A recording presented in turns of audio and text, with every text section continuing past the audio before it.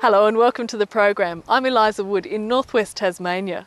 Coming up on the rural quarter today, life after Heinz for one Victorian town. We think we can be profitable in the first year, in fact, so looking forward to that being one outcome. But first, most Australians drink milk, but not everybody can afford to pay for it.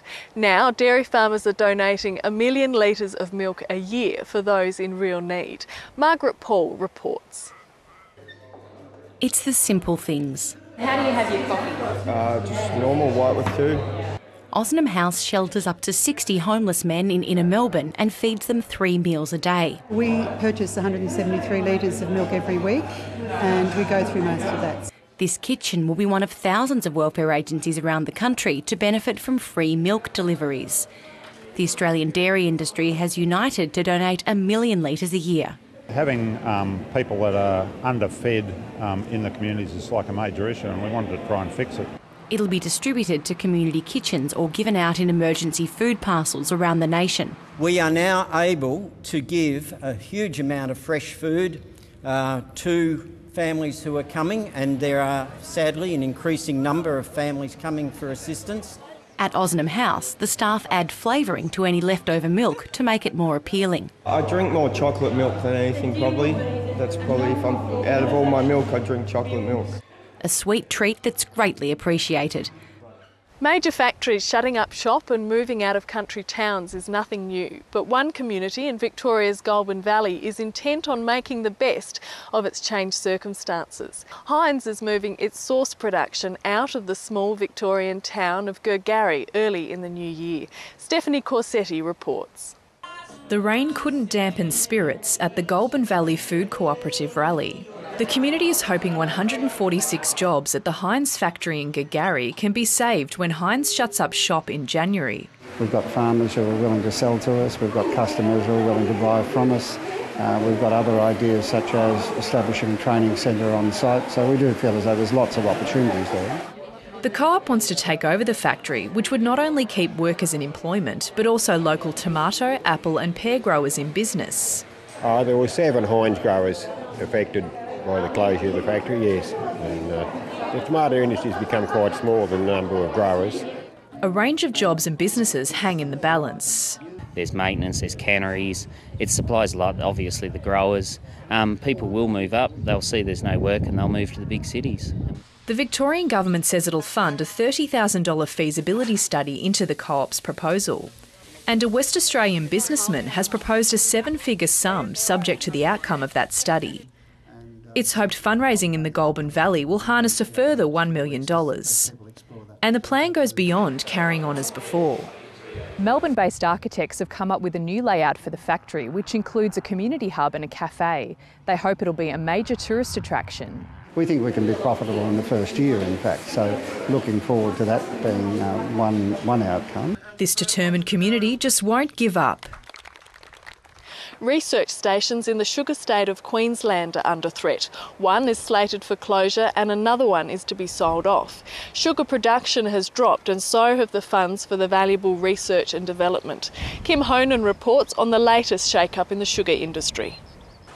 On this farm south of Mackay, tissue culture cane seedlings are being planted as part of a trial to see if the 2 new varieties adapt to local conditions. The varieties are the result of plant breeding that takes 10 years to select from an initial 100,000 seedlings. Yeah, that's right. So from that 100,000, we'll cut it down to about 10,000, and the next stage of selection will cut it down again to about between 150 and 200. And from that whole population, throughout the whole BSES, we aim to release 12 new varieties every 5 years. It's the new improved disease-resistant varieties that make the $2 billion Australian sugar industry sustainable. But farmers are concerned that research may now be at risk. Major reforms proposed for the sugar R&D sector will leave the century-old Bureau of Sugar Experiment Stations severely underfunded, with a 20% cut to its budget. I think we need to acknowledge that the industry landscape has changed. The industry has obviously contracted from 40 million tonnes of cane to 30 million tonnes of cane. That in turn has placed very significant financial stress on a range of our R&D organisations. That drop in production means less levies and fees are collected from growers and millers.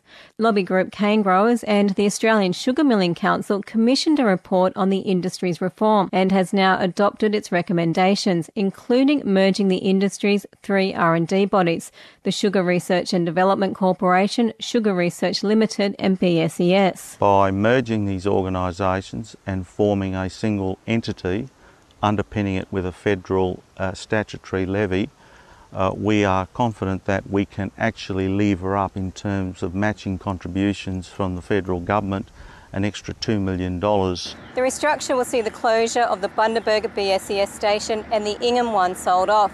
Extension services will be cut and up to 40 jobs lost. Well, if we're going to lose 20% of our budget, or $6.3 million, in a business that is strongly focused on people issues, there will be job losses.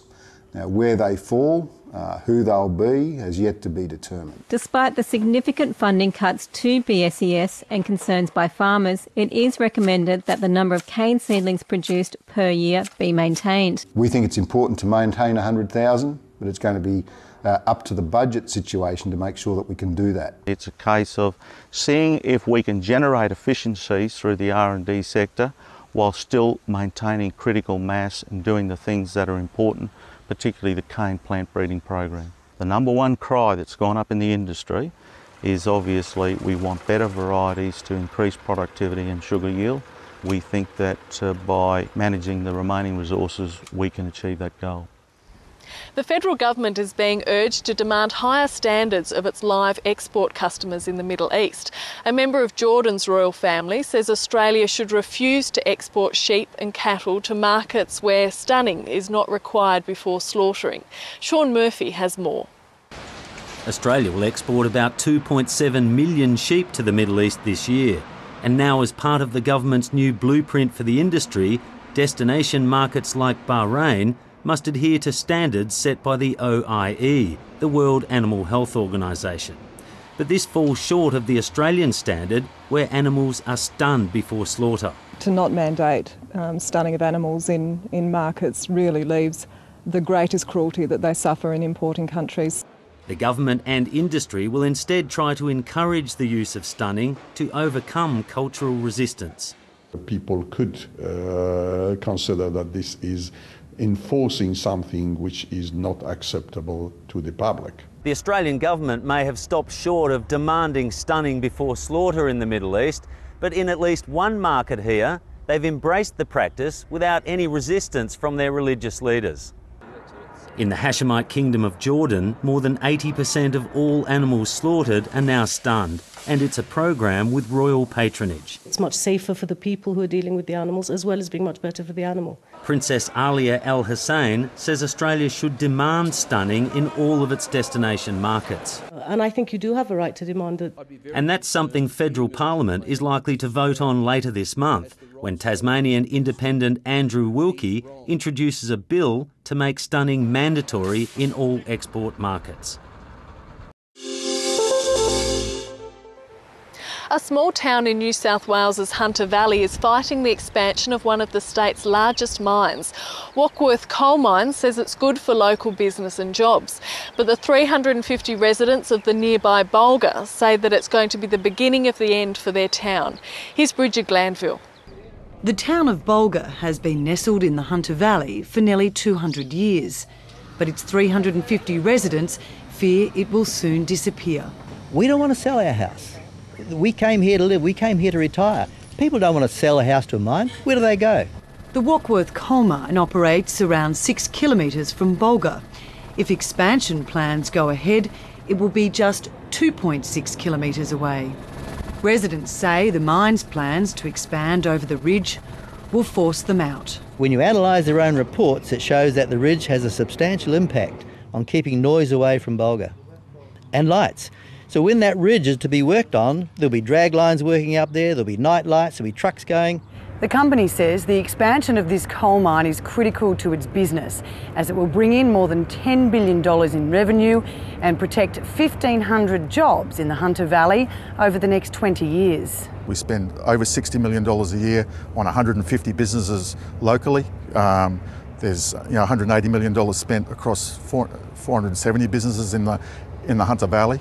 The mine says it's addressing noise and dust issues. We also do interact quite a lot with the folks in Bulga. If any complaints or any concerns that they've got from an operating perspective, we'll adjust our operations to really try and reduce those impacts. But the mine has a fight on its hands. Enough is enough. No more Warkworth. Singleton Council has joined the opposition, saying local towns are just as important as jobs. I guess it's the essence of the community and the concerns of the Bulga community that really feel that their whole life's just being ripped out from underneath them. The state government has referred the issue to the Planning Assessment Committee for a ruling. Industry groups in Northern Australia say the roads are so bad they're hindering development and limiting the mining boom. Most of the roads are just dirt tracks and are regularly cut off by cyclones, floods and bushfires. James Glenday has more. It's a very long way to anywhere in Australia's north. In the Northern Territory alone, there are more than 36,000 kilometres of roads, and about 80% of them are dirt. The road network is like an arterial system that keeps the whole economy moving, and that's how we're hobbled. We're hobbled by the road network. Mining companies, pastoralists and Indigenous communities rely on the roads to do business. But for several months in the wet season, they're cut off by floods, and in the dry, they're occasionally blocked by bushfires or simply too damaged to use. We are currently stranded for development in the Northern Territory because we don't have sufficient road infrastructure. If we're going to move forward, we have to build our roads and we have to build our bridges. It would cost between $1 and $2 billion to fix and seal the roads. The Territory Government says it can't afford it. It is about the future, it is about the long term, and we need a long-term partnership with the Commonwealth to actually bring those roads up to scratch. But with the federal government trying to get its budget back to surplus, pleas for funding have been ignored. The minerals industry says mining companies will look elsewhere if the roads don't improve. There is an opportunity to get things happening, but we need to move sooner rather than later, otherwise we will start to miss out. And there's a human cost too. 243 people have died on the Northern Territory's roads in the past 5 years. That's the highest road fatality rate in the country. And that's all in this edition of the Rural Quarter. I'm Eliza Wood in northwest Tasmania. We'll see you next time.